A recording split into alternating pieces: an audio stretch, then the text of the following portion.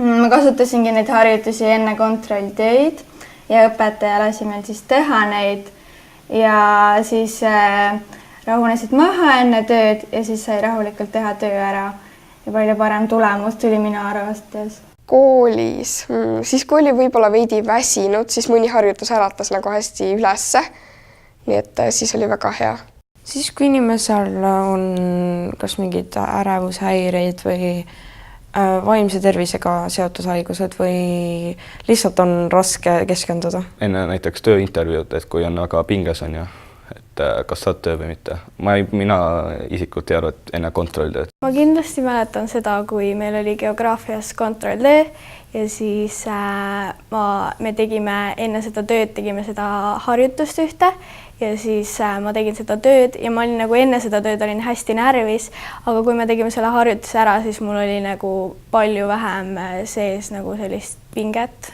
Keskendunud paremini sellele, nagu, mida ma tunnen ja nagu, mitte ei lükata kõrvale, vaid nagu, et siis sa mõtledki, et mis tunne mul nüüd on ja et nagu, natuke keskenduda paremini. Võib-olla natuke matemaatikat või midagi, et nagu rohkem üritama, nagu olen rohkem harjutusi paremini tegema hakkan.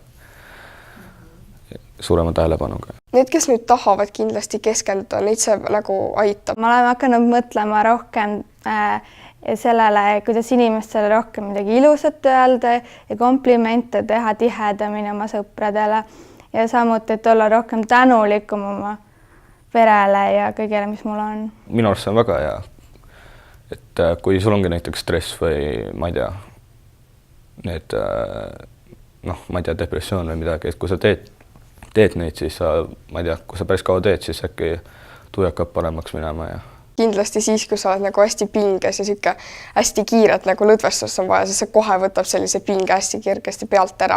Õppisid nagu kuidagi kontrollima paremini ja nägema nagu, et kui seal oli, et kuidas sa elaksid vihasena oma elu, siis sa saidki näha, et milline oleks sinu elu vihasena, et see oleks üldse tore.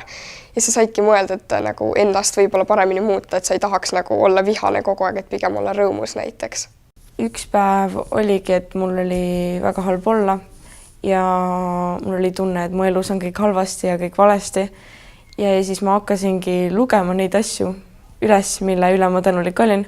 Ja siis nagu tuli meelde, et kõik ei olegi tegelikult nii halvasti.